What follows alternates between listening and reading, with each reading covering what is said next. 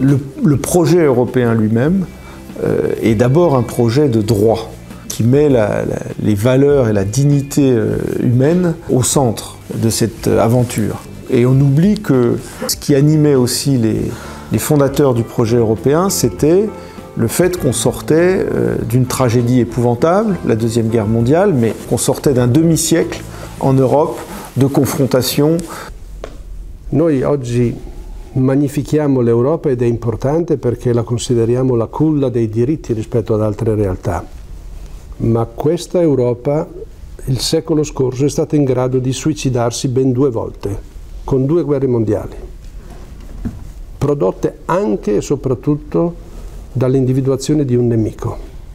Ce qui est né dans des esprits européens dans les années 30 et pendant la Deuxième Guerre mondiale, ça a été des projets racistes, d'extermination de peuples pour ce qu'ils étaient, d'exacerbation des différences pour exclure et tuer. Donc on a vraiment vécu quelque chose en Europe d'absolument traumatisant et c'est contre cela aussi que s'est créé le projet européen.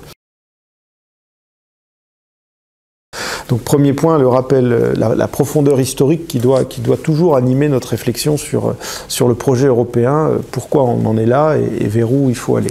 La prima cosa da fare è che oggi l'Europa, ma non solo l'Europa, soffre di una grave patologia che io chiamo Alzheimer politico. Pare che l'opinione pubblica abbia perso la memoria. La guerre en ex-Yougoslavie, voilà typiquement un exemple de résurgence sur le sol européen, alors que comme vous, moi j'ai été éduqué dans on ne vivra plus jamais ça, des camps de concentration, l'extermination des gens parce qu'ils sont différents religieusement ou en conviction politique ou par ethnie. On ne vivra plus jamais ça sur le sol européen, c'est tellement épouvantable, c'est tellement inimaginable, et pourtant on l'a revécu. 50 ans après, on l'avait revécu dans une partie de notre continent qui n'est pas tout à fait membre de l'Union européenne, mais qui est l'ex-Yougoslavie. La guerra nella ex-Jugoslavia, la guerra civile nella ex-Jugoslavia, è terminata nel 1999, quindi bisogna sempre tenere le antenne molto alzate e soprattutto far comprendere che la storia non si ripete mai allo stesso come identico modo, ma può avere il rischio di ripetersi. La deuxième réflexion, c'est que dans l'aspect défense et promotion des valeurs liées aux droits de l'homme, à la dignité humaine, à la non-discrimination, à la lutte contre le racisme et l'antisémitisme, il y a tout ce qui concerne la dimension extérieure, c'est-à-dire l'Europe en promoteur dans le monde de ces valeurs-là. Dans les textes que nous votons, vous avez toujours une dimension associée à la défense des droits de l'homme. Donc on a une action très précise, nominale, sur un certain nombre de cas de violation des droits de l'homme. Ça rejoint d'ailleurs une initiative qui est sans doute une des plus connues du Parlement européen, qui est ce qu'on appelle le prix Sakharov, qui est un prix pour la liberté de pensée et les droits de l'homme que nous accordons chaque année à des gens qui se sont particulièrement illustrés par leur action pour défendre la dignité humaine et la liberté de penser. C'est un prix qui est à peu près l'équivalent du prix Nobel de la paix pour ce qui est de la défense des droits de l'homme. Donc c'est un prix très important. Dans la dimension extérieure, dans la politique extérieure de l'Union européenne, il y a une affirmation très forte de la défense des droits de l'homme. Et puis, troisième volet, et là c'est toujours un peu plus compliqué, il y a la dimension interne. C'est-à-dire au sein de l'Union européenne, le respect des droits de l'homme et de la dignité humaine. Mais évidemment, c'est toujours un peu plus compliqué parce qu'on voit bien aujourd'hui qu'un certain nombre d'États membres de l'Union européenne ont tendance à considérer que dès lors qu'ils sont membres de l'Union européenne, leur adhésion à ces valeurs est indiscutable et que donc chaque fois que l'Union européenne va leur faire une remarque sur le respect des droits chez eux, ces États-là vont avoir tendance à dire que c'est une ingérence dans leurs affaires intérieures et que eux sont tout à fait propres.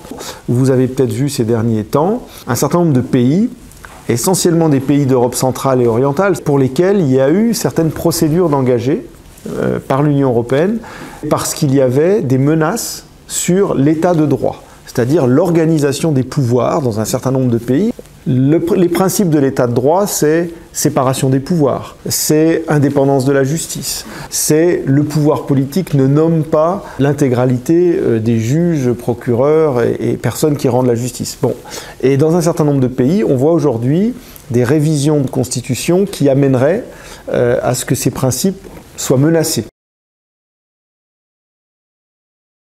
Autre point, la lutte contre le racisme et l'antisémitisme. Alors là, ce n'est pas tellement des mises en garde qui émanent des institutions européennes, mais je crois que c'est un état d'esprit au niveau de l'Union européenne.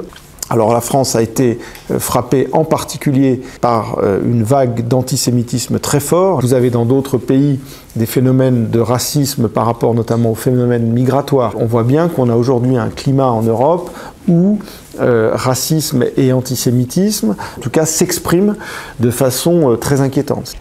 Non riesca più a comprendere e a discernere ciò che è bene e ciò che è male. La paura porta a due comportamenti. Il primo, quello di rinchiudersi nella propria fortezza, proprio perché si ha paura di aprirsi all'esterno. E il secondo è individuare un nemico.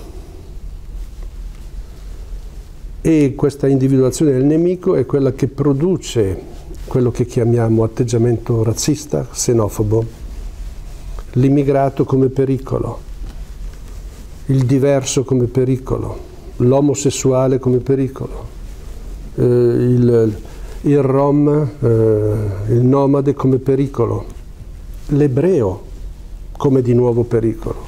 Siamo qui in una città dove il cimitero ebraico è stato praticamente infangato Le racisme et l'antisémitisme, l'expression raciste, l'expression antisémite, ça ne participe pas de la liberté de penser, ce sont des délits.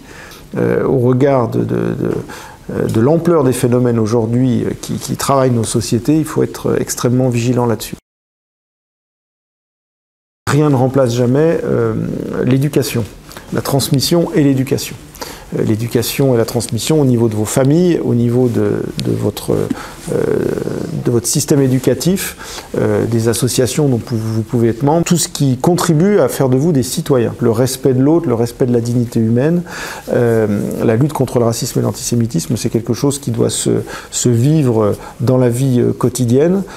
Ritengo che sia indispensabile lavorare per affermare l'idea di una grande solidarietà,